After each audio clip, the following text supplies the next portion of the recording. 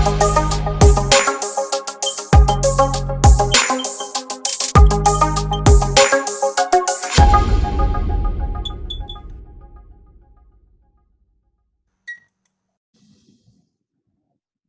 good afternoon, everyone. My name is Saloni Kaul and I am the founder and CEO of It's People, an HR consulting and coaching firm. Today, it's a privilege for me to host and also moderate session, which is on legal aspects of employee exit, disciplinary actions, and employee relationships. So a very warm welcome to all of you today's session. Now, as you're aware, today's session is the fourth in the series of this webinar series that we've been conducting on legal edge myth and reality of employment. The previous three webinars have been held on talent acquisition and onboarding, then the legal aspects of compensation, benefit, and fixation of pay and allowances. The third one was held on legal aspects of performance management system.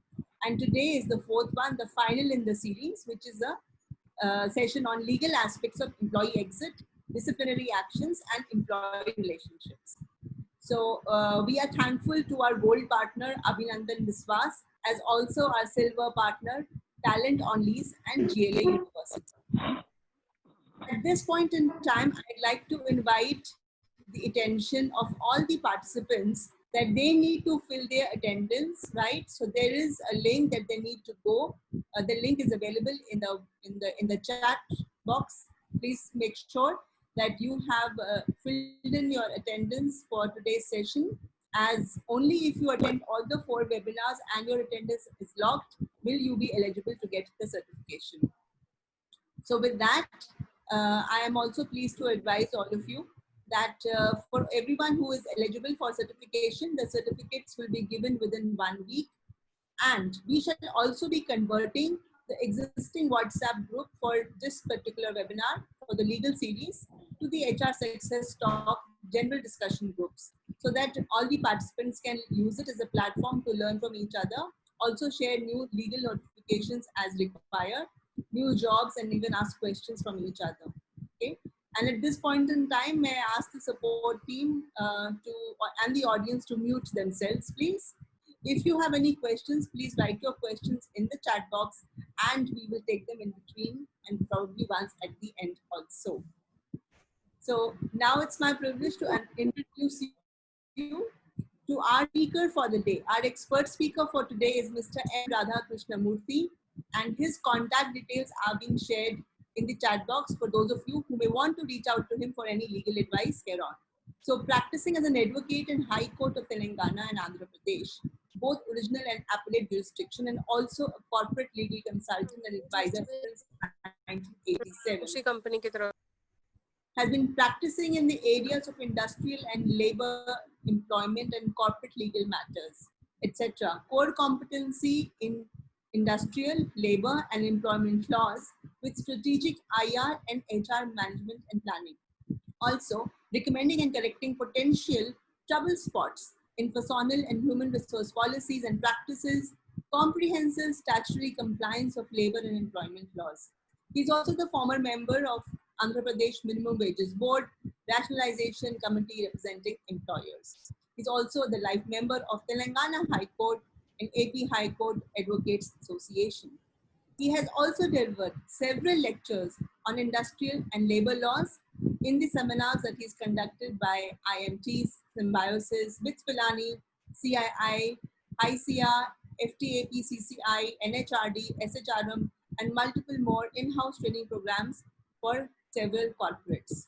So I would request the support team to paste his contact details so that anyone who's desirous to reach out to Mr. Murthy can do so.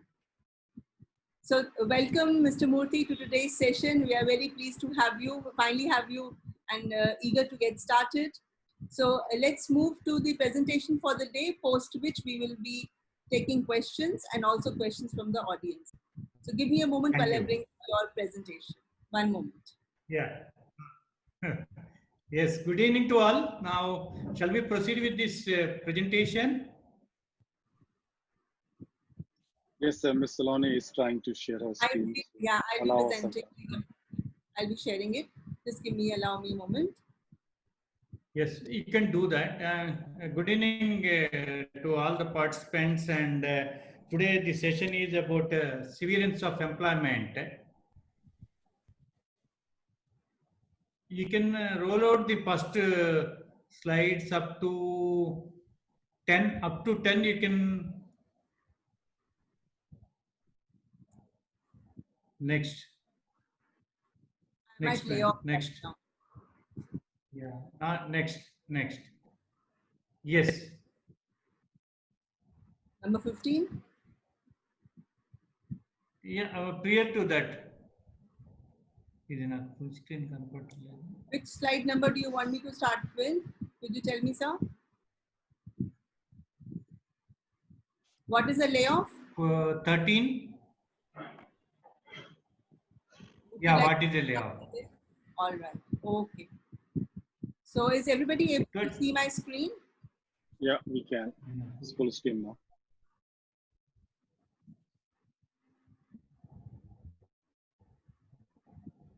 All right, Mr. Murthy.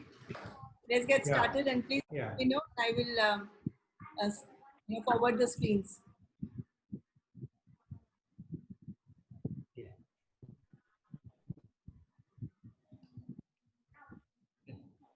Yes. Now, today the severance of employment, why I got to use the word layoff and starting with the layoff. Normally in the manufacturing, the severance means they will say termination, retrenchment, dismissal, so on and so forth. When it comes to the ITES industries, they will be saying any severance of employment layoff. Laying of the employees means that is. So layoff is a normal layoff two types. One is a permanent layoff, the other one is a temporary layoff. The permanent layoff is nothing but a termination and it is a total severance of employment. A temporary layoff is where the employer is not able to provide work owing to the reasons of economy, business, and so on and so forth. You would be temporarily laying off the employees for a certain time, and afterwards they can report back. During a layoff, when it comes to the manufacturing sectors, layoff means laying off temporarily.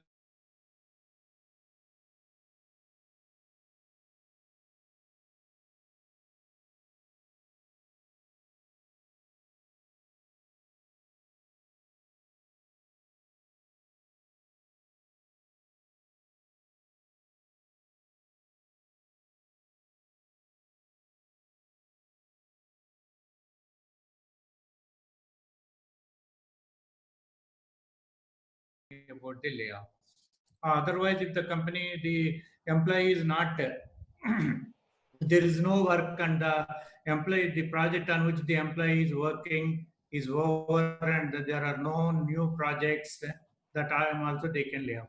Otherwise, the employee is not upgrading the skills and matching to the expectations of the business requirement of the employer. Normally, layoff in the sense mostly the ITES sector, according to me, they only think of laying up the employee as per the terms of appointment. Usually, in the terms of appointment or in the agreement, it is usually mentioned that it is usually mentioned that the employee services can be terminated by the employer by offering 3 months notice, by giving 3 month notice, or offering pay in lieu of 3 months, so on and so forth. The employers usually think that by invoking that clause, 3 months or 1 month or 2 months or whatever it is, as per the terms and conditions laid down the employment, they can terminate. But last time also we have discussed the.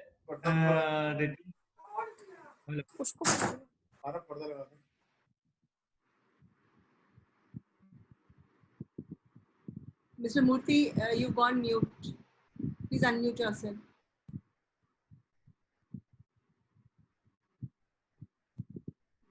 Is it okay now? Are you able to hear? Yes. Now we can hear. Yeah. Last time also we discussed it, when it comes to the layoff, a permanent layoff is nothing but a retrenchment, nothing but a termination. A permanent layoff is nothing but a termination. That is one aspect. The thing is that if it is a termination, as per law, any termination amounts to retrenchment. Any termination amounts to retrenchment. If it is a temporary layoff, well and good. If it is a permanent layoff, any termination amounts to retrenchment. When it is the, we can go to the next slide, madam. Sure. Next slide. The literal meaning of the layoff is also called, yeah. So these are all normally the manufacturing, lack of raw material and all happen with the manufacturing sector, not with the thing. Now, the reasons for layoff can be previous slide now. Previous slide. Lack of project work, surplus employment, previous slide. Hello, next slide. Ma'am, next slide. Next.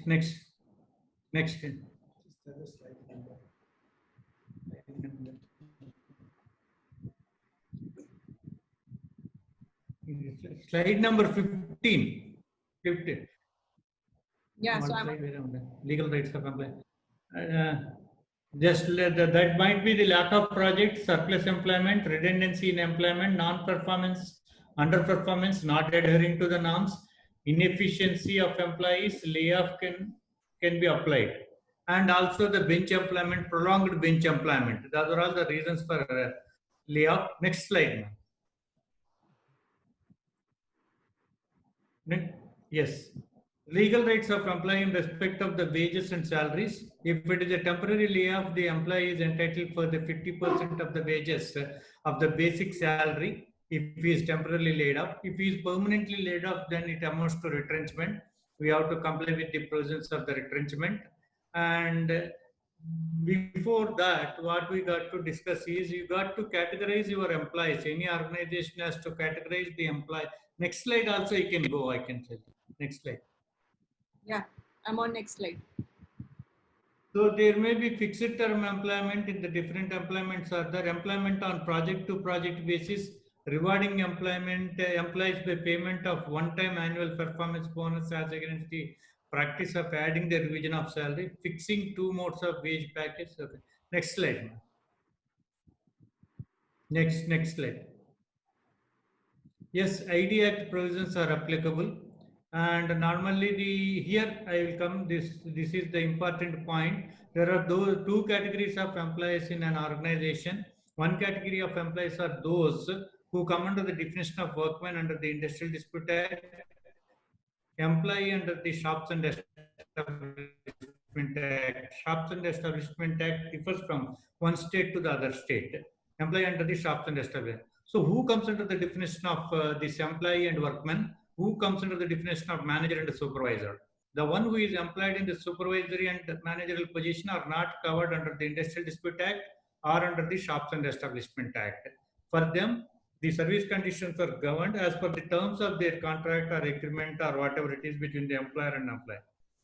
In respect of the employees who are employed in the category of workmen or the category of employee as defined under ID Act and as well as Shops and Establishment Act as the case may be, these provisions of ID Act are applicable, provisions of these 2 acts are applicable. Where you got to lay off, you have to follow the procedure. So when it comes to the IT sector, usually the employees who come under the category of employee or workmen are those associate, consultant, analyst, software engineer, system analyst, business analyst, technical support, network engineer, technical consultant, web developer, to name few, and who does not have a supervisory and managerial powers. Next slide.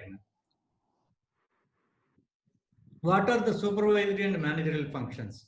The supervisory and managerial functions are like recommendation of leave, sanction of leave, performance appraisal and review, recommendation of promotions, powers of promotion, giving promotion, powers of appointment, removal, and work assignment, supervision of work. Next slide. Next slide. So these are all the powers which are of supervisory and managerial in nature. And as long as the employee discharges these functions, they can be excluded from the definition of employee or workman. As long as the employee is not discharging any of the functions which we have discussed now, they come under the definition of workman. When they come under the definition of workman, we got to follow the provisions as a laid down under the Industrial Dispute Act or the Shops and Establishment Act for removal or retrenchment or termination. These are the things that is to be followed. So, according to me, in ITES industries, the up to the team lead. Team lead is the one who leads a group of people and who enters the work and who monitors the project, who monitors and gives the appraisal about the members, team members. He comes under the definition of supervisory and managerial cadre. And below that, whoever is by name, whatever nomenclature you use, be it as an associate, consultant, junior consultant, senior consultant, software engineer, so on and so on. These all come under the definition of workmen or employee under the Shops and Establishment Act. Next slide.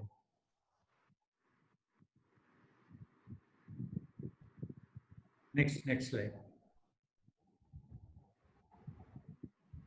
Next slide. So, according to the ID Act, the retrenchment means any termination amounts to retrenchment except the voluntary retirement of the workman. Any employee voluntarily opts to retire, that doesn't amount to retrenchment.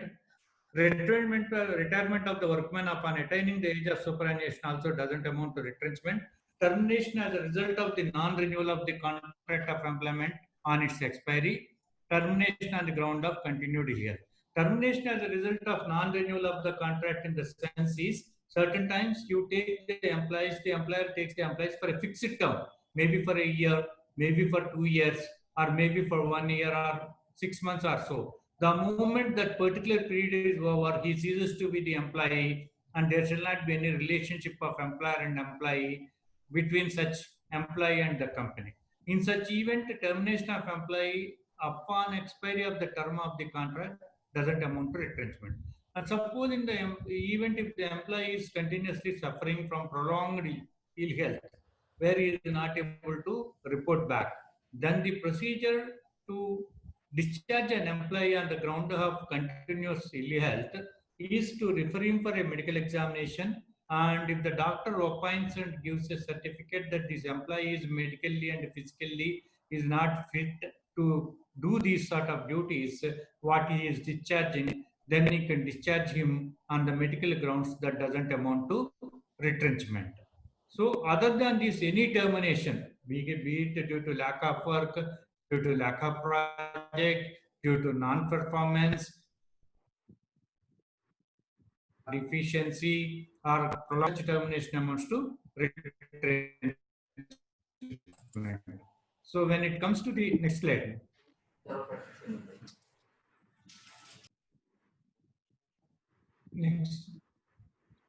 Next slide. Suppose when you got to retrench the employee under the provisions of the ID Act or the Shops and Establishment Act, I mean the layoff, which ITES usually say layoff. To lay off the employees, what the company need to follow is, as per the provisions of the Act, who comes under the definition of workman or employee, the employee need to be given 1 month notice or pay in lieu of notice, and as well the retrenchment compensation at the rate of 15 days for each complete year of service.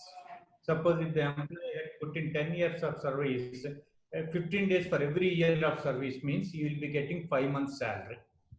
That is the thing.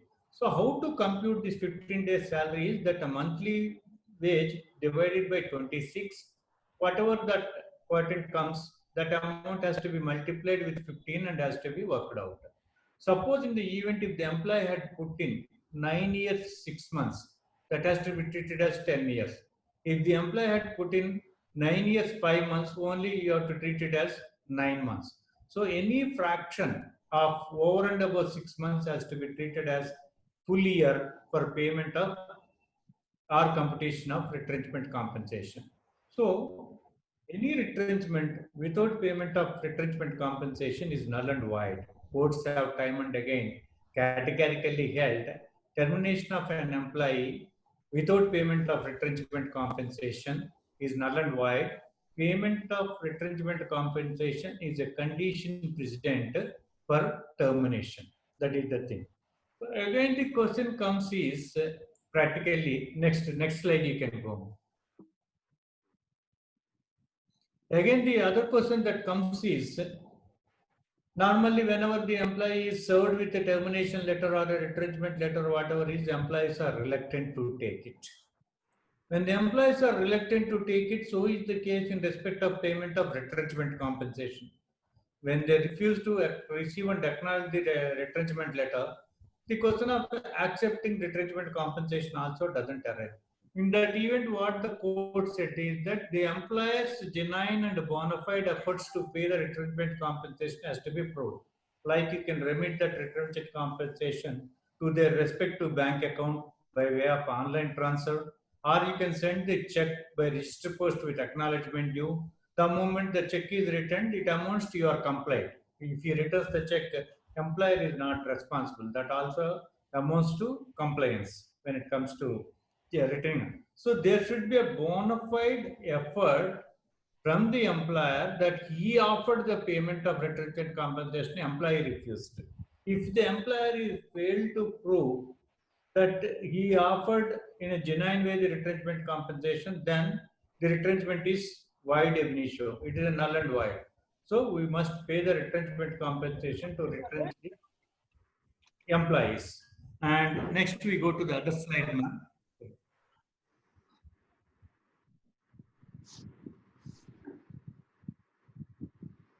And again, when it next slide. Next slide. Yes, and this is in respect of the retrenchment and the procedure for retrenchment for the employees who fall under the category of workmen or employee as per the Shops Act or the ID Act, as the case may be. When it comes to the managerial and supervisory category employees, that is the team lead and above category, and the deputy manager, manager, team lead, so on and so forth, general manager or director, whatever it is, all these categories of employees, the termination is governed as per the service conditions. That is as per the terms of in the appointment letter. That in the appointment letter, normally it is written that as and when the company wants or company doesn't require the services of such a employer, such manager or the supervisor, the company can terminate the services of such manager by offering a pay of 1 or 2 or 3 months as per the terms, or by payment by giving a notice or payment in lieu of notice, that the company can do it. Another thing, there is a difference between a retrenchment, termination, dismissal, discharge. These are all the 4 words. The retrenchment is normally where lack of employment, where the company is not able to provide employment, then only the retrenchment arises. And the termination is normally as per the terms and conditions of appointment. If the employee, those who fall under the category of manager and supervisor, you do the termination as per the terms of employment. That amounts to termination simpliciter, that is called as a termination of employment. The third thing is discharge. Discharge is, suppose if the employee is on account of ill health or continuous ill health or for any reason he wants, he can be discharged. The dismissal is a case where the employee commits any misconduct. In such event, if the employee for the disciplinary action, initiating disciplinary action against the employee, and the employer wants to dismiss his service, there is a separate procedure under the employment standing orders wherever it is applicable. For in certain of the states, ITS, industrial employment standing order is applicable. In certain of the states, it is not applicable. Or else, ID Act is universally applicable across India to all the ITS industries. And if at all the disciplinary action to be taken, when it comes to the managerial and supervisory category, they will be governed by the HR handbook or code of conduct and disciplinary rules, where the procedure is envisaged in respect of taking disciplinary action if the employee commits any misconduct.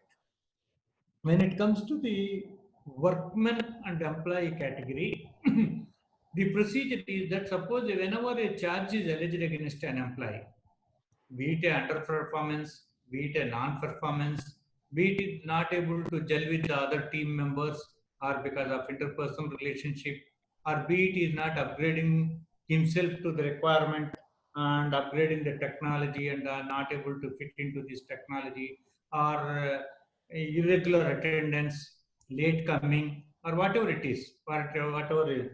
Whenever such case is there, the employee wants to dismiss, he cannot directly be dismissed.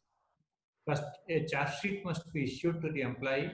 After issuing the charge sheet, an explanation be called for. And after calling for an explanation, then one has to conduct inquiry. In the inquiry, you need to appoint one inquiry officer, and there will be a person representing on behalf of the employer who is normally called as a presenting officer, who presents the case of the employer, and the delinquent also, the delinquent employee against whom the charge sheet is issued. He also can be asked to give bring one defense person, where any person to seek defense he can bring. Suppose in the event the courts held, if the presenting officer appointed by the employer to represent the case of the employer before the inquiry officer happened to be the legal graduate, the employee is entitled to engage a lawyer.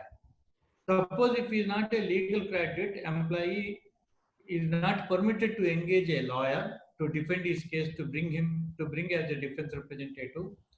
He can only at the most bring his co-employee, any of his co-employees who is working in the company, to defend his case before the present inquiry officer. The inquiry officer can be the outsider. The inquiry officer can be one of the officials of the company itself. There is no problem as such. They can conduct the inquiry. The inquiry officer then examines the management witnesses, and the delinquent employee cross-examine management witnesses. Afterwards, the delinquent employee would be asked to produce his evidence if any, give his evidence if any, and he would be cross-examined by the presenting officer. Afterwards, the inquiry officer submits his findings, whether the employer is guilty or whether the employee is guilty, whether the charges alleged against him are proved or not.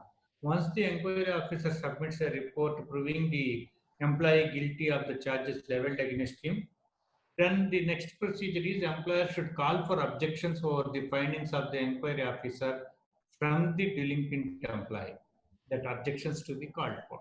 And after receiving the objections, then the employer shall give a show cause notice, final show cause notice or second show cause notice to the employee, saying that the inquiry has been held and he has been proved guilty, and the charges leveled against him are grave and serious in nature, and on perusal of his past record and the present findings of the inquiry, present misconduct, they found no extenuating circumstances to take a lenient view. Therefore, the employer is proposing the dismissal from service like that, and why the proposed punishment should not be imposed. So the final show cause notice before axing the person, to hear him why he shouldn't be axed, why he should not be terminated or dismissed. Then finally, after receiving the reply from him, the employer can dismiss him. So wherever a charge is alleged against an employee, be it any misconduct for that matter, non-performance, underperformance, or any such thing, indiscipline or any indiscipline, you can't directly termination, because dismissing an employee, attaching the charge is a stigma, attaching stigma. When a stigma is attached, he should be given an opportunity to defend his case. Otherwise, such a dismissal would be illegal, and that doesn't stand before the court of law if the employee challenges such dismissal. So these are all the basic differences in respect of the dismissal, discharge, retrenchment, and as well as termination of employment. These are all the basic these things. And that apart, when it comes to the employer, that is the manager and supervisory category, you might be having the procedure of code of conduct, where what is the procedure to be taken, followed in respect of dismissal of managerial employees or supervisory category employees. That has to be laid down. You got to follow that. When it comes to the workman and employee category, the employer need to follow the ID Act or the Shops Act, whichever it is. This is the procedure. And normally, whenever an employee or the workman who comes under this category is dismissed from the company, he can go to the labor court or the quasi-judicial officer under the Shops and Commercial Establishment Act. When an employee who is employed in the managerial and supervisory category is dismissed, he cannot go to the labor court. Only the remedy is to go to the civil court and sue the employer for damages. This is the thing. And normally now the slides, you can just scroll down the slides, ma'am. Next. Another thing that is to be followed is that when you are following the retrenchment, seniority must be followed. The junior most employee be terminated first, and afterwards, according to the seniority, you can. These are all some of the questions whether the employee got right to who is put under performance improvement. This is what I said, non-performance or non-improvement is a disciplinary and misconduct. Further, you got to follow the procedure. Non-performance or non-improvement in performance is a misconduct. If employee to be terminated for misconduct, the employer need to follow the discipline. What is the disciplinary procedure? I have just explained to you. Next slide, ma'am.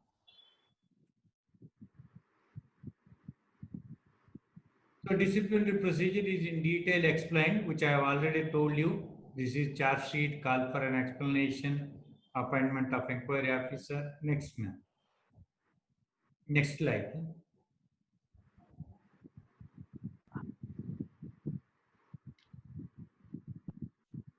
Yes. This is also we have discussed. They are governed by the employment contract. Next slide, ma'am. Yes, in respect of the probationary employee who is under probation, his services can be terminated on the ground of non-performance directly, which is called as termination simpliciter, where he need not follow the procedure of disciplinary action like issuing charge sheet, so on and so forth. Because any probationer can be terminated if the performance during the probationary period is not up to the mark. And again, in the case also, mostly the employers in the probation, initially they say that 6 months probation. And exactly before completion of the probation, if they want to extend, they should extend before completion. But they are silent, and after 8 months, they extend with back date. Such things and such acts by the employer doesn't stand before court of law, because a probation cannot be extended with retrospective effect. A probation has to be extended before expiry of the probation for the future period, for such period as has been mentioned in the appointment letter, but only to ratify it, to cover it up, and to overcome the lapses.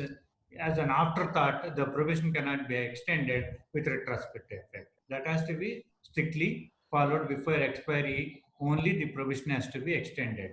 And you have to, the employer has to specifically mention the period of probation in the appointment letter unambiguously. It should not be kept open like that. Suppose there are judgments, in the event if the employer is silent even after completion of probation without confirming the services of the employee deemed to have been confirmed, because the employer failed to terminate him before expiry of the probationary period or failed to extend the probation before the expiry. Next slide.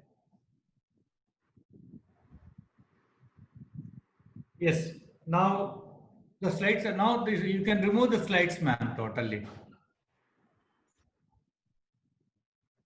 Yes. Now it is 4:34. Yeah, we have still half an hour. We are able to 35 minutes. We could cover all these slides. And now this is the procedure for the severance of employment or retrenchment. And even in respect of this non-performance, another thing is also last time when we discussed about the compensation benefits and other things, we have also said that suppose for the employer to overcome the legal hurdles for that. Now the labor laws are going to be changed and there are going to be the drastic amendments. And in these amendments, the wage code has already come. Only the date of implementation of the wage code to be notified. Now the other three codes, be it an industrial relations or safety or social security or whatever it is, and those three also, now that the cabinet has been approved, in the next winter session, it will be placed before the parliament sooner or later. In about another 4 or 5 months, those acts would come, and all the 44 and odd the existing labor laws would be repealed. In that place, the four codes would come. Now I am telling you that especially now it is going to be a tough time for the employers with the new proposed laws. So far, if any employee has to get the dues after the termination, after severance of employment, within 3 days the payment F&F has to be done. You can't delay the F&F. Otherwise, the employee can prosecute the employer directly. Earlier, as per the present, earlier in the sense the new law is yet to come, and in the present, if there is any violation by the employer, only the department can prosecute the employer. The employee at the most can make a representation to the department that this is the violation, you prosecute. Now, under the new law, the government gave such power to the employee can directly prosecute the employer. No need of going to the department, making an application and asking those two people to prosecute the employer.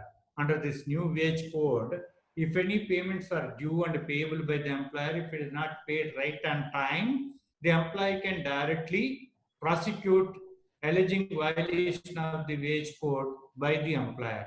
So the F&F also can't be delayed. In certain of the cases, in most of the companies, because he did not return the laptop, therefore I am holding the F&F. No proper charge is handed over, therefore I am holding and the work is not passed on to the colleagues or subordinates or the newcomer, or the notice period is not given. So, his services are terminated or his resignation has been accepted, and if he is relieved, relieving means F&F has to be done within 3 days. For the new code, we will have a separate session on those new codes, what are the pros, consequences, and what would be the liabilities, what are the precautions, what are the strategies that the employer has to adopt to overcome and all. We will have a separate discussion, but one has to be cautious when the new code comes in respect of the payment of full and final settlement, and in respect of the bifurcation of wage also, they said that so far the employees are paying 50% as the, no, the basic would be some cases 30%, some cases 20%, some cases 40%. So now the new code says 50% only be considered as allowances. Even if the allowances are more than 50%, the balance shall be taken as the basic only, but it will not be considered as an allowance for the purpose of this social security or the payment of the ESI, PEF, or whatever it is. These are the things that are to be looked into. And the other thing is that even the termination letter also, normally the thing is one must resignation, another severance of employment. Don't think that severance of employment means severance only by way of termination, dismissal, retrenchment, so on. Even severance by resignation is also severance. So normally the employer resigns. When the employee resigns, if you simply keep the resignation with you without the acceptance of conveying acceptance of resignation, the employee can withdraw the resignation anytime, and you can't say that you have submitted resignation, now I am relieving you. Before the employee withdraws, before the notice period expires, the employee can withdraw his resignation, his or her resignation anytime. That is why if you don't want that employee who resigned the services, immediately communicate the acceptance that is resigned. Relieving can be at later date. Resignation is of 3 stages. One is the resignation. Second one is communication of acceptance by the employer, the acceptance of resignation. Third one is relieving. So, so if at all the employee wants, whoever resigns, if the employer doesn't want that employee, immediately communicate the acceptance. You can do the relieving letter. That also has to be looked into. And normally upon resignation, upon severance of employment, gratuity, the payment of gratuity has to be paid. In case of retrenchment for lack of work, retrenchment compensation also. 945.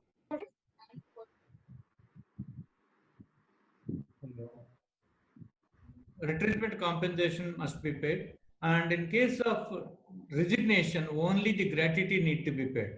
In case of dismissal for the disciplinary action, initiating disciplinary action for the misconduct, no need to pay retrenchment compensation, only to pay gratuity.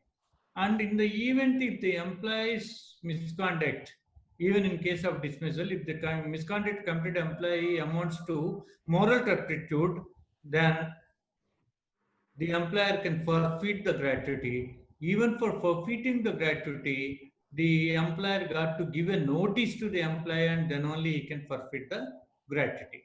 So this is the thing when it comes to the, apart from that, unpaid salary will be there in F&F settlement. Apart from that, there will be leave encashment, whatever that balance is there. That will. Another question that arises is, many employers do hold the gratuity. Gratuity cannot be attached.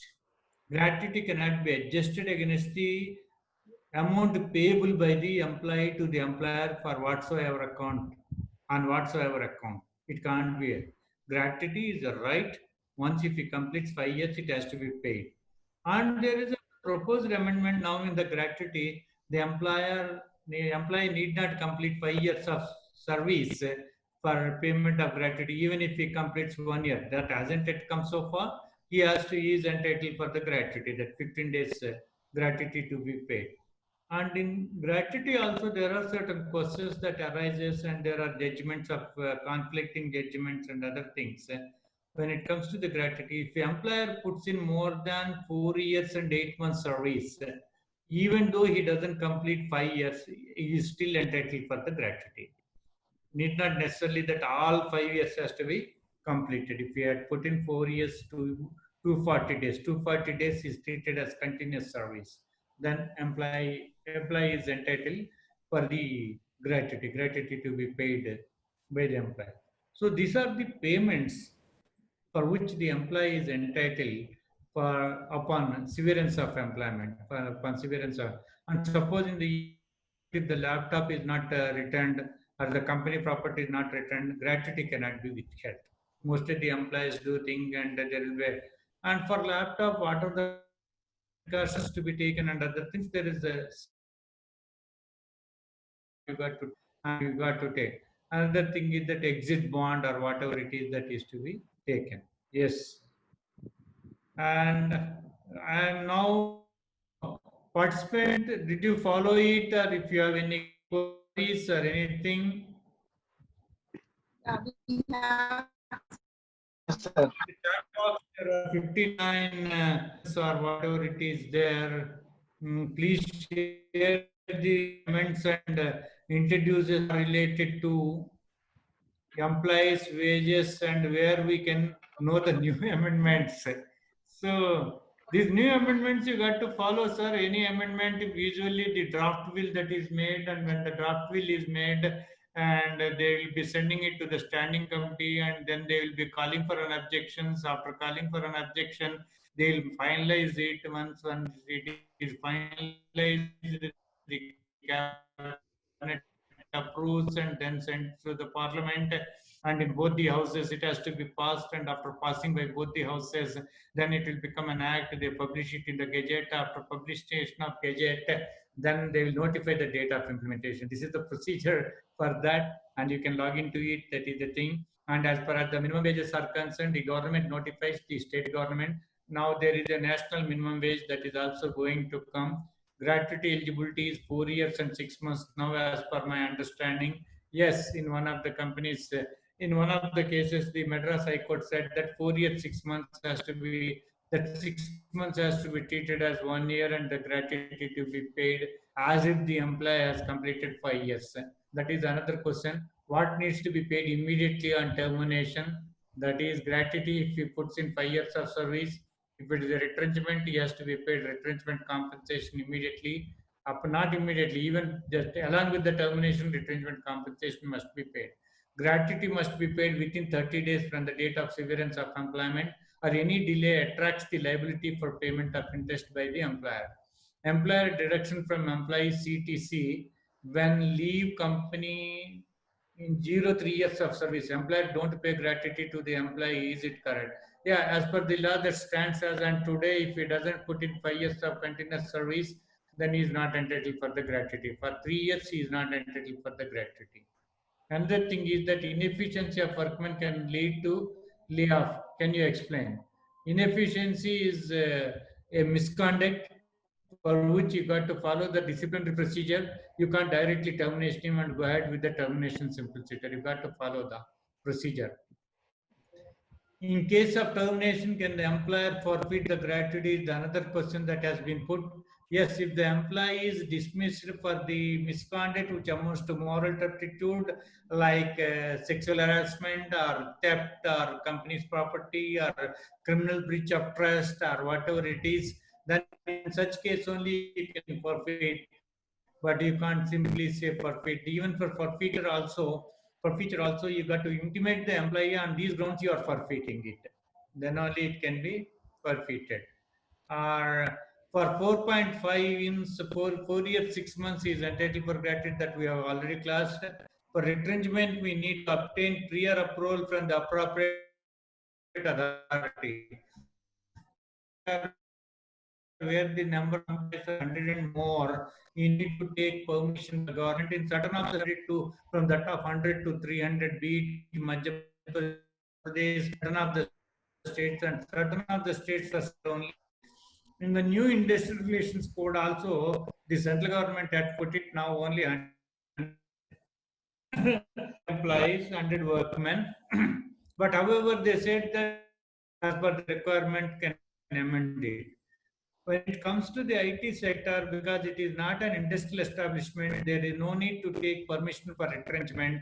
But what they got to follow is the last come first go has to be followed. The junior must be terminated first, and the seniority is category wise seniority, not overall. Suppose if there are 10 developers for the IT industry, junior most developer need to be. If there are 10 programmers, junior most programmer. You can't retain a junior most programmer and terminate a senior most programmer. Each category wise, or a consultant or whatever it is, analyst or whatever it is.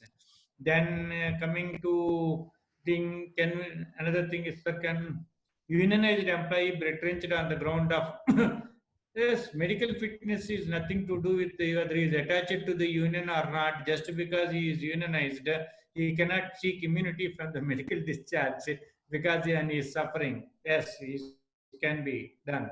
But such an of unions and all will be in the manufacturing and IT sector. So far, so good. Not yet.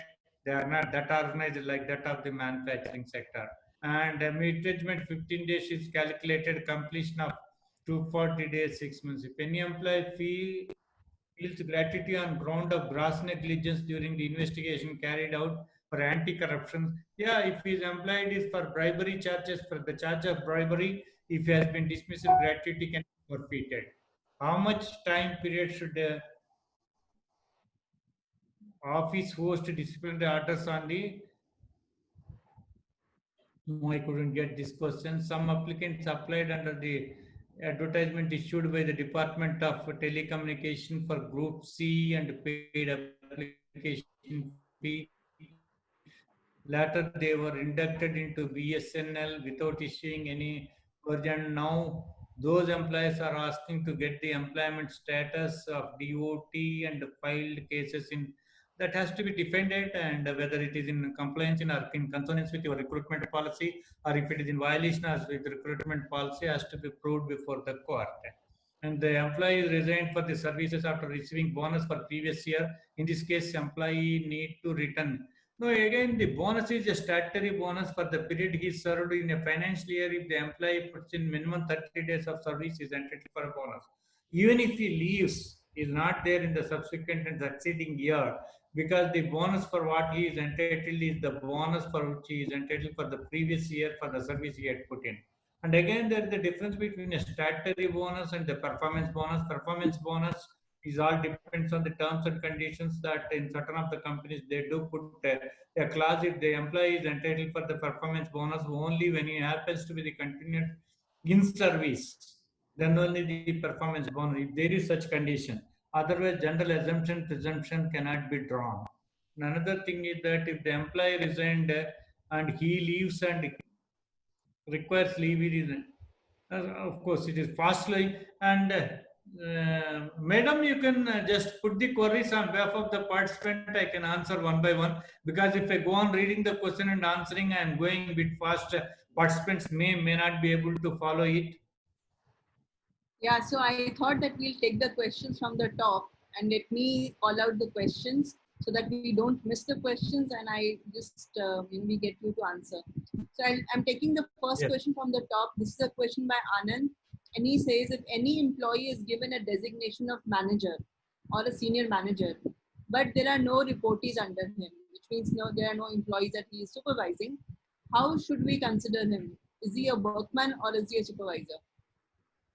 No, perhaps Mr. Anand might not have followed our slides, and where we have said that employee who discharging the functions of supervisory and managerial nature only are excluded from the definition of employee. And by way of giving mere designation of manager, he cannot be said. He must be, it is not only the designation coupled with the nature of duties. Otherwise, everybody will call even the manager, they will be given manager and they may be doing the housekeeping duty. That doesn't mean that he must be having somebody to report to him. He must have a powers of granting of leave, recommendation of leave, sanction of leave, or recommendation of increment, appraisal, so on and so forth. Until unless the employee discharges any of these functions, he is still a worker, irrespective of the designation. Whatever the company gives, you can give him as a manager, vice president, or director, any designation you give, and the absence of discharging the supervisory and managerial function, he continues to be a workman. It is not the designation, it is the nature of duty by which one would be able to draw whether he is an employee or a manager. Okay, got it. Thank you. Okay, another question from Anand again. He says that if an employee with less than 6 months service, if he needs to be retrenched, which means he's still under probation, does he get retrenchment compensation? No, he doesn't get retrenchment compensation, because for entitlement of retrenchment compensation, as per the idea, he has to put in minimum 240 days of service. If he doesn't put in 240 days of service, he is not entitled for retrenchment compensation. Moreover, when the employee is on probation, during the probationary period, if he is dismissed for want of non-performance or failing to prove his performance before the expiry of the probationary period, if he is terminated, no need to pay retrenchment compensation, because it doesn't amount to retrenchment. Okay, wonderful. Uh, a question from Narendra Singh. Under which category termination after PIP will fall? Yeah, PIP normally you put it, but PIP also one must have the record. Normally the employee is called and orally they do some counseling. Look, in these areas you are weak, in these areas you are strong, or you are not able to, and you are not able to cope up with your core team members, and the billable hours are comparatively are reduced, and the clients are not happy with you. You have been general discussion. Okay, the employee also say, yes, I would improve it. Then the employee goes. You can't prove it when she goes to the court. Under the PIP, every minute, every discussion that took place between the boss and the subordinate, or the superior and the employee, has to be recorded, reduced in writing, such discussion, and both have to sign. And the time has to be fixed for improvement of performance. And the review also, when it takes place, also has to be recorded in writing, because always the court said that tons of oral evidence is equivalent to ounce of documentary evidence. It must be properly documented. And after proper documentation, you have to follow the procedure of disciplinary action, like issuing charge sheet. You can't directly say that I called you, did counseling, warned you several times, sent you so and so mails that you are weak and you got to improve performance and other things. Therefore, I am terminating. Because PIP also, suppose if the inquiry is conducted, employee also would come out with her defense or his defense, saying that I have been discharging, but I am not getting inputs right on time, or some technical slack is there, or some other inputs that are to get from the colleagues is not coming, or otherwise there is no coordination from the team members, so on and so forth. They will be also having which are attributable to the employer, like we have reasons attributable to the employee. Okay. Yes. All right, thank you. Okay, Gajra has a question that for a small scale organization, all these set procedures should be followed. Okay. Yes, there is no, because law did not discriminate well, small or big or MSME or this thing. Law is the law. Law is meant for everybody. And for certain of the cases, acts like Factories Act and other things, some exemptions are there depending on the size of the organization, or for certain payment of GST, some exemptions might be there, registration and but in respect of the procedure for the termination, dismissal, this has to be followed, whether small or big, as long as there are employer and employee relationship is there. Yeah, very true. The next question is, this is basically a question that says, I think the second show cause notice is only sending of the findings of the inquiry to the delinquent without mentioning proposed punishment. So basically, what should the second show cause notice really be about? The second show cause notice is a thing where upon completion of the inquiry, upon receipt of the findings of the inquiry officer, on perusal of the findings of the inquiry officer, the disciplinary authority has to arrive at a decision that the findings are based on the evidence and it is not on the basis of surmises or conjectures or assumptions or presumptions.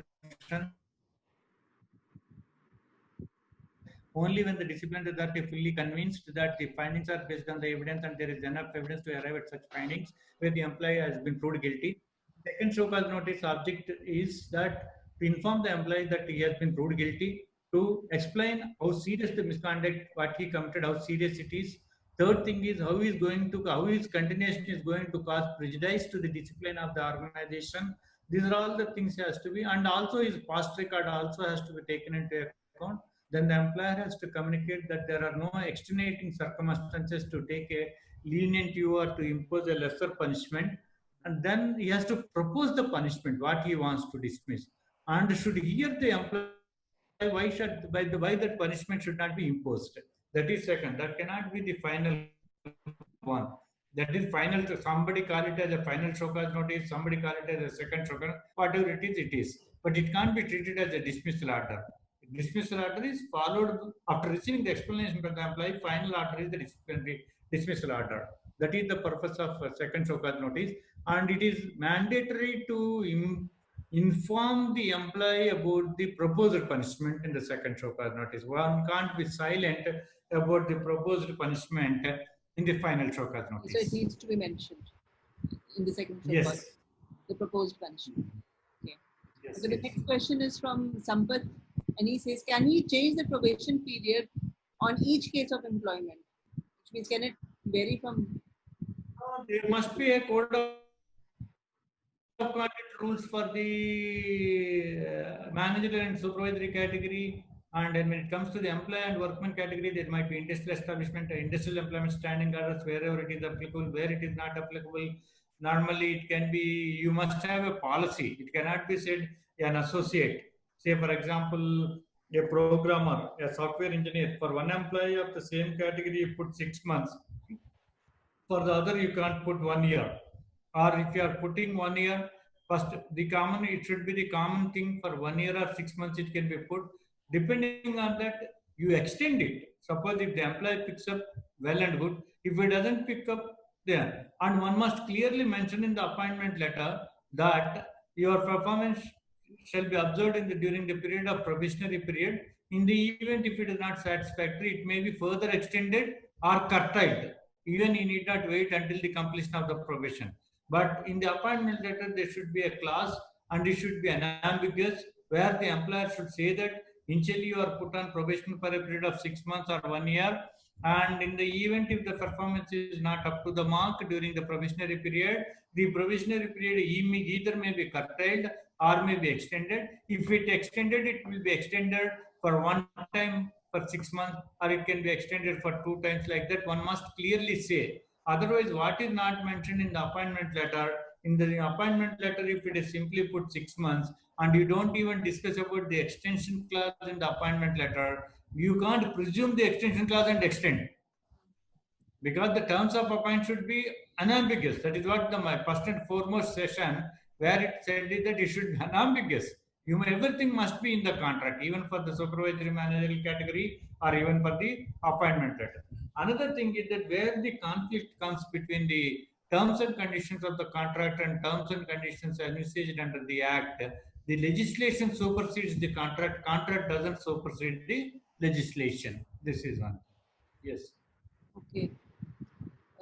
But if we have a policy which is there, but it is not shared in the appointment letter clauses about the probation extension. I'm just taking up an example.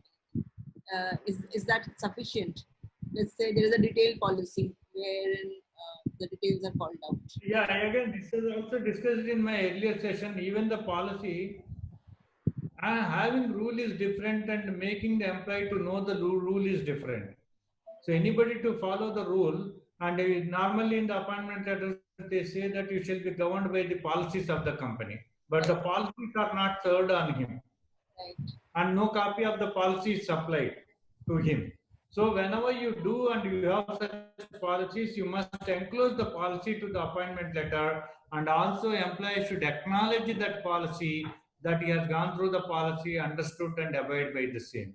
If though not the physical acknowledgement, at least this intramail or intermail or whatever it is, you got to circulate to the employee, and even on e-acceptance also can be taken from the employee that he has gone through this policy and he conveys acceptance to the same. Through internal mail also, you can. So sometimes I've seen companies where not everything is possible to be captured within the appointment letter, but the policy manual is given to the person during his onboarding or induction, and there is a acknowledgement taken from employees that yes, I have read the policies. That is also that is okay. Once onboarding, during the process of at the time of onboarding, if the policy is supplied to him and he acknowledges to the effect that he received the policy, that is, if he goes through, doesn't understand, that is a different thing. But from the employer side, this is my policy, that is communicated, conveyed to him, and he received and acknowledged it. You must have a proof of acknowledgement. Then you can impose it. okay. I think this question was already taken up earlier. Please share the regulatory body, right, that amends and introduces the laws. And where can we know the new amendments? Was this question asked earlier? Yeah. Yes, we have answered that.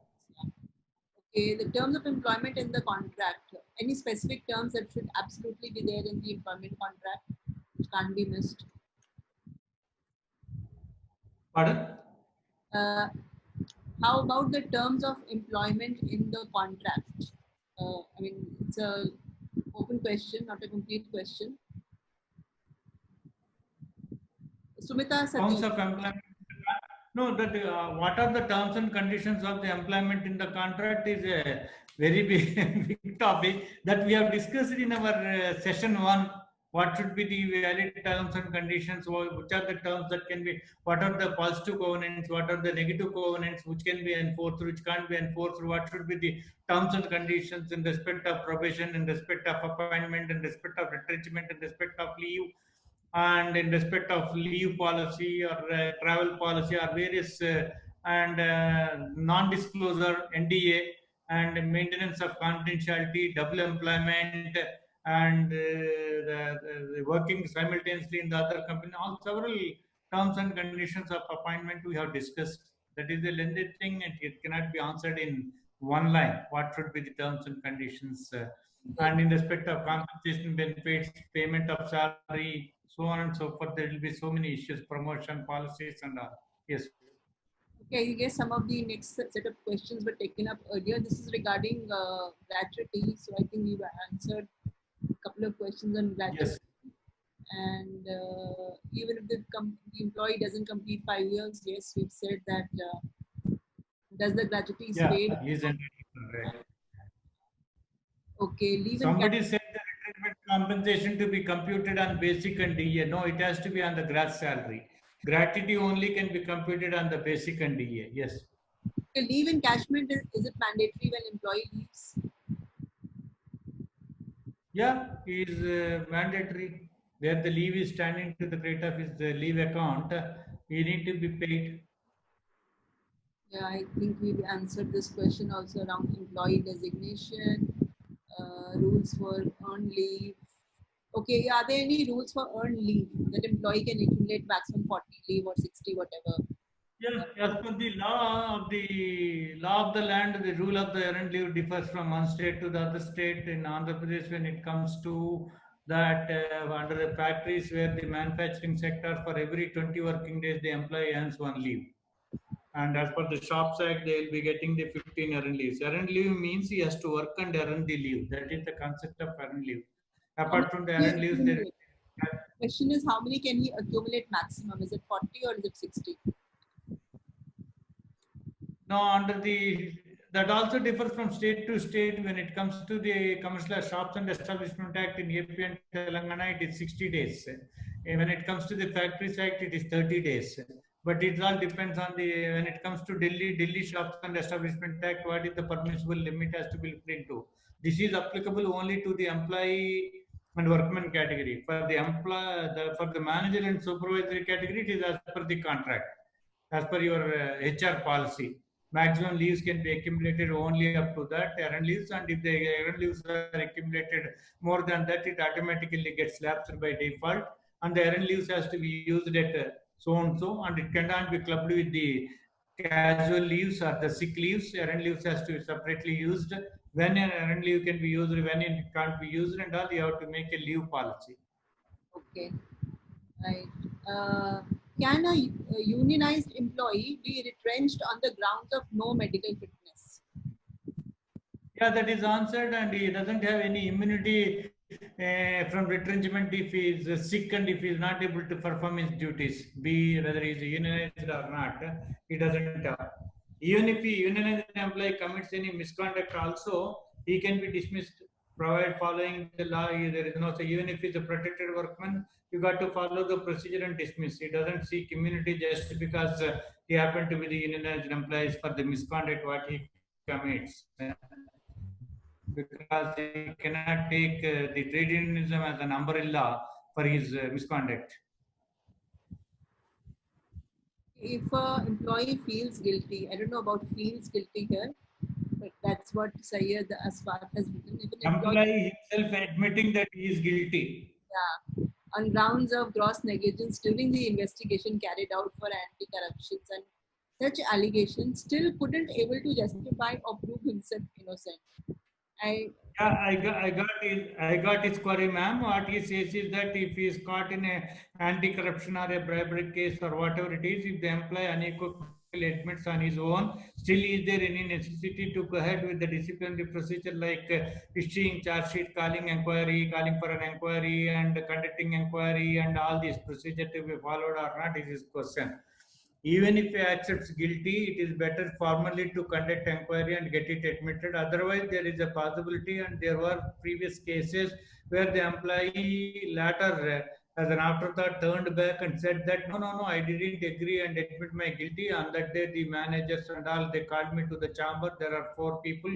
They used their coercion and undue influence over me. They made me to write and sign, but I didn't commit any such thing. He can take a U-turn. That is why, to be careful and to be cautious, it is better to conduct inquiry. In the inquiry also, let him admit, let the inquiry officer also record it, and then go ahead with that. Right. Okay. Some applicants applied under the advertisement issued by Department of Telecommunication for Group C and paid application fee. Later, they I read that, and that has to be. Yeah, I read that this thing is that they have not followed the procedure of recruitment procedures as envisaged by the department. When such a recruitment, when it is a backdoor entry, the very recruitment itself is bad in law, and that has to be placed before the court and convince the court, and they can come out of it. Once resigned, how many days or time the acceptance of resignation has to be accepted? No, I couldn't get the question. What is the question as such? Let's say somebody resigns, then within how many days should that acceptance be done? It can be immediately. Now, if he resigns in the next hour itself, it can be accepted. Relieving can be any date as per the terms of appointment. It can be within 2 days, within 3 days, or with the very next moment of submission of resignation. you can say that the resignation has been accepted and it shall be relieved on such and such date. The minimum time is understood. Probably Venkatesh wants to know that what is by how much time? Like, can we just be silent on a resignation and not accept or not acknowledge for a long period of time? No, if the employer is silent on the resignation, the employee can withdraw any time before it is accepted. Once accepted, cannot withdraw. And before acceptance, the employee can recall the resignation at any time. The employer can't say, no, you already submitted, you can't recall. Because the acceptance has not been communicated. Okay, let's say here the employee wants to resign, but the employer is silent, is not accepting, is not giving him any kind of communication. So is there some kind of a ownership or responsibility or some timeline that the employer should be at least acknowledging the resignation? No, in certain of the cases, it so happens employee places his resignation, employer is silent on it, he neither accepts it nor relieves him, and he is simply silent. He doesn't get the relieving certificate for enable him to get and go and join with the other company. It will also happen. In such event, the employee has to take a call that normally the notice period is there. He must have an acknowledgement that he submitted a resignation. Upon expiry of the notice period, he has to send another letter to the employee, because now that the notice period has been over and I served it, I submitted the resignation. Though you are silent and not accepted, I presume and draw an adverse inference that the resignation has been accepted. Such a communication has to be sent. That is useful. Okay. If the employee resigned from the service after receiving bonus for previous year, in this case, does he need to return the bonus to employer? I don't think so. I will leave it. The bonus is of two to bonus. One is performance bonus and the statutory bonus. Statutory bonus, the employee need not return. It is his right. He get it as per the Payment of Bonus Act. When it comes to the performance bonus also, it all depends on the terms and conditions. In the appointment letter, if it is written that he will be entitled for the performance bonus based on the assessment of the performance of a particular year, and normally suppose the performance period ends by January, the bonus is paid, say for example in the month of March, then he has to be paid even if he service on the roles of the company in the month of March or not, because the bonus that is promised to perform for the performance what he has done, not for the performance what he has to put in future. Suppose in the event if the employer's objective is that, the employer must clearly unambiguously put it in the appointment letter that you are entitled for the performance bonus. However, the performance bonus which is granted for a performance year from so and so to so and so, usually paid in the succeeding performance year on or before such and such date, provided you must be on the rolls of the company as on the date of payment. Otherwise, you are not entitled. The performance bonus so earned for the performance period stands forfeited.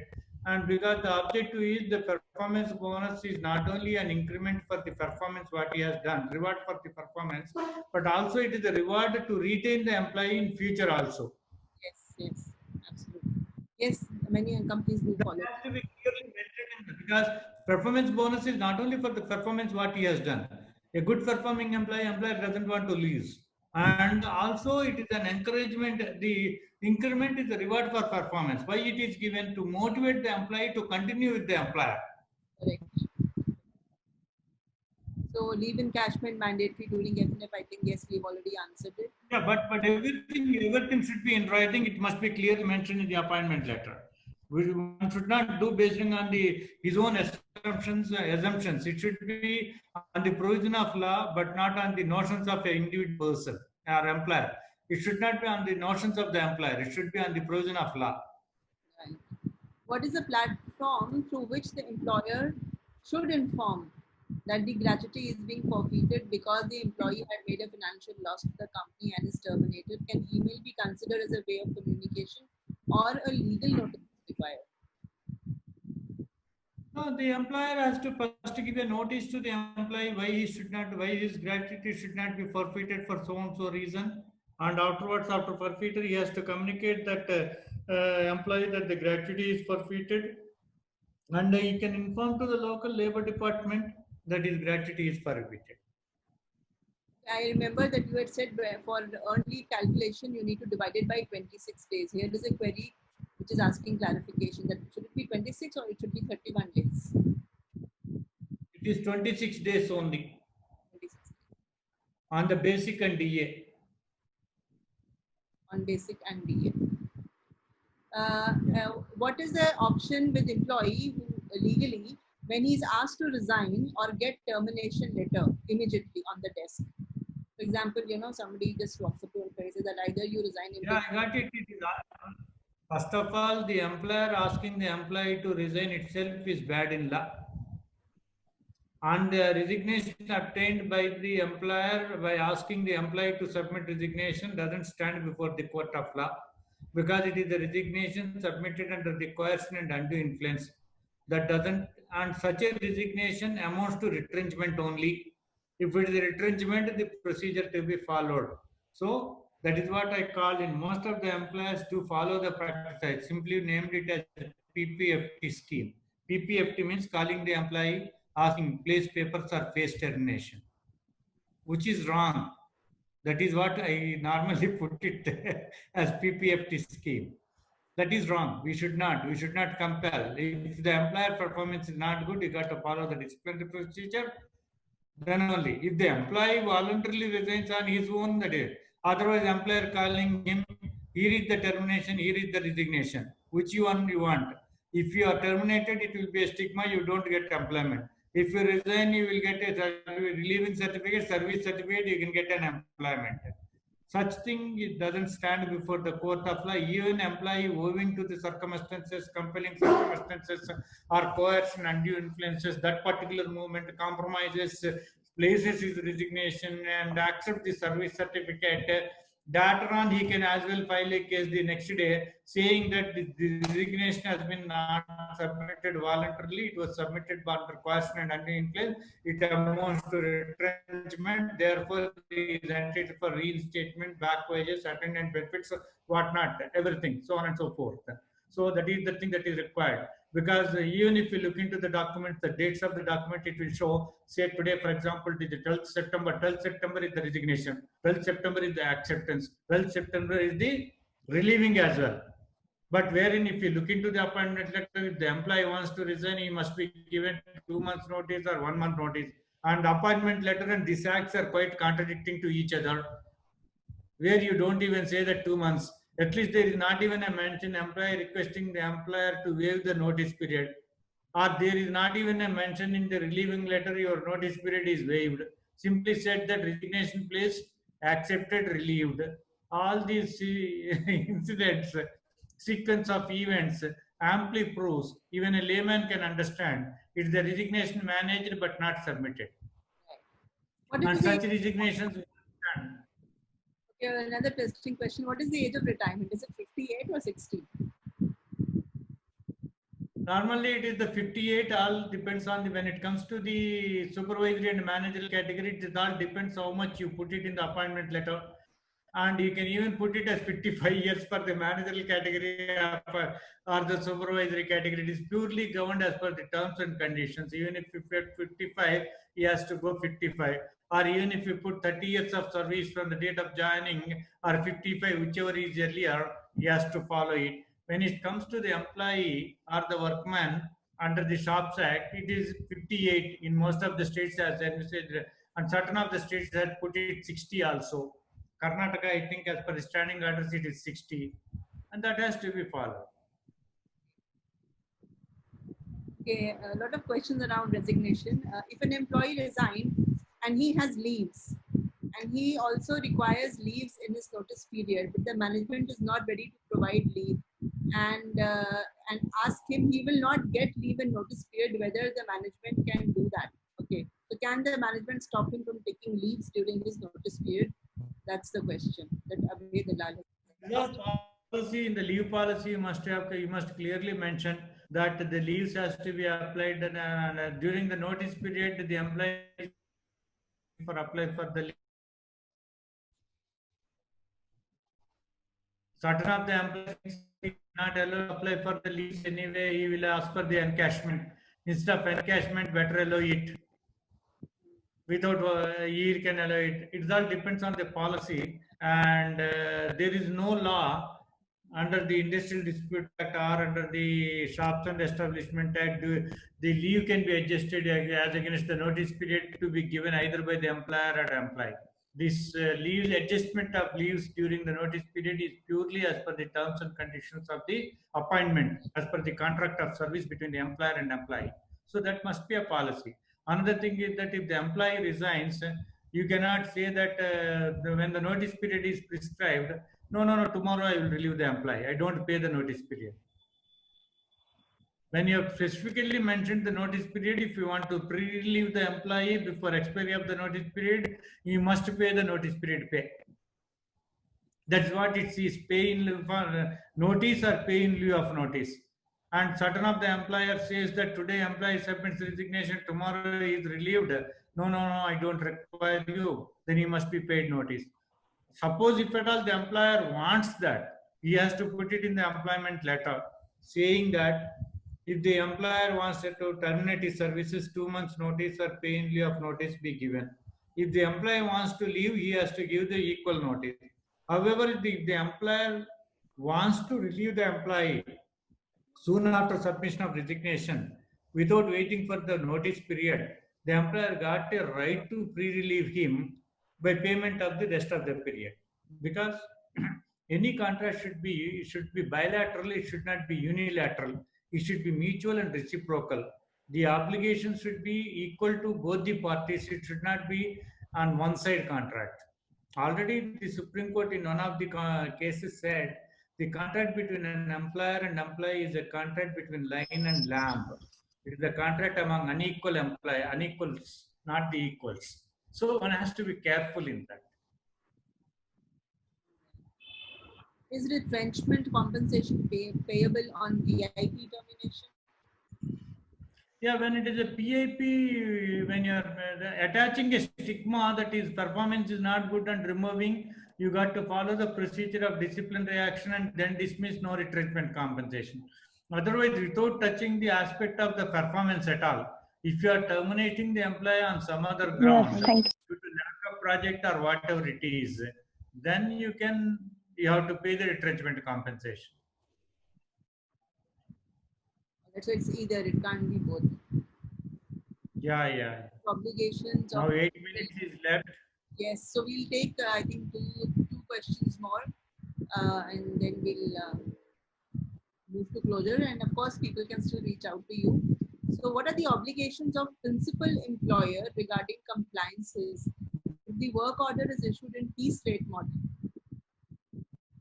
A question by Anand. Yeah, principal employer, where the employment is through a third party or outsourcing agency, the principal employer is jointly and severally liable for payment of provident fund, for payment of wages, for payment of ESI, and gratuity. The principal employer is not liable for payment of gratuity because gratuity is not the wage and is not retrenchment compensation. Also, principal employer is not responsible and it has to be paid by the immediate employer, the contractor.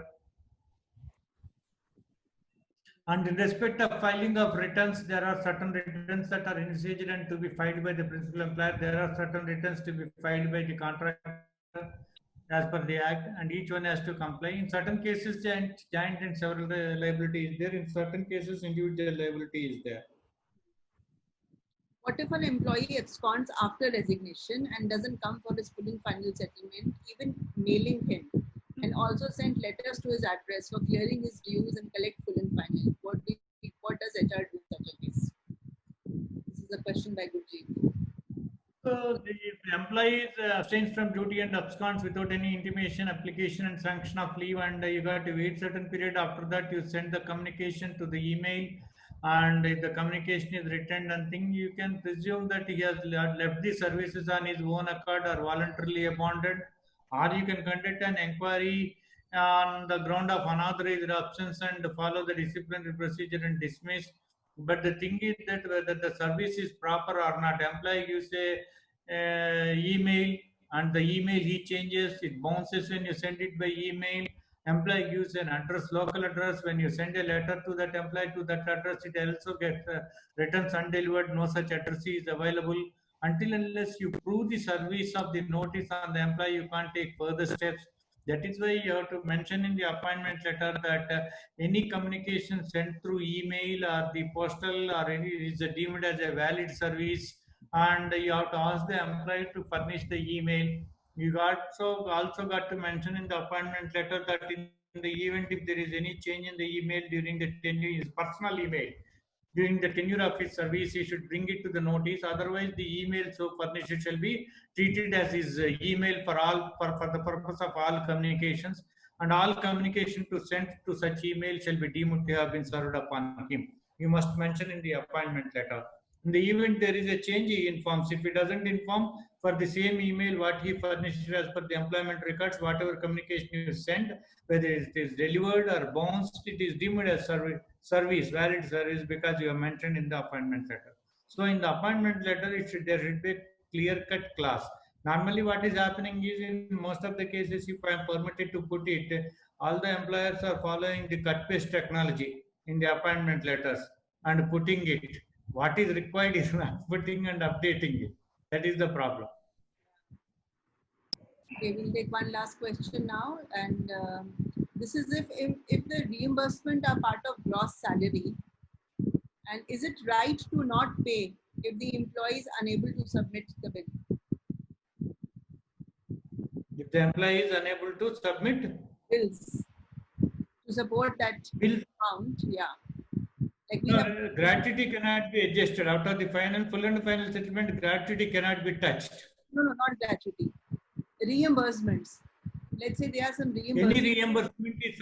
Any reimbursement is as per the policy of the company, that the employee is not able to substantiate the claim what he made with the necessary documents or as per the policy of the company, is not entitled for the reimbursement. The reimbursement is part of the gross salary. In the structure of the salary, it is there as a reimbursement. It's featuring as a reimbursement. It is part of the gratuity. I can tell you, say for example, medical allowance. Medical allowance, if you put it that by default as part of the gross salary, no, without submission of any bills, he is entitled for it. If you put a specific condition that this medical allowance will be payable only subject to submission of necessary proof of expenditure. But it should be the clause. Reimbursement is only, it is not there under the law. It is only as per the contract of service. How you put it in the contract is important. Either you said that he is entitled for reimbursement by default without submission of proof, or did you ask in the appointment letter, did you say that it is subject to submission of proof? If it is subject to submission of proof, proof has to be submitted. If you say by default he is entitled, or if you are absent about it, if you say that the employee is entitled for a reimbursement of certain sum, and you don't say anything further about it, you are silent, then he is entitled without submission of proof. Correct. If your intent should be so that you should submit the bills, there should be content also matching to your intent. So thank you so much for your patient time and for answering all the questions in depth and in detail. Really appreciate the time you've taken, Mr. Murthy, today for thank you. Thanks to all the participants. Questions, yeah. And I believe we still have lots of more questions, but yes, I guess these are questions that will have to be answered at some other point in time.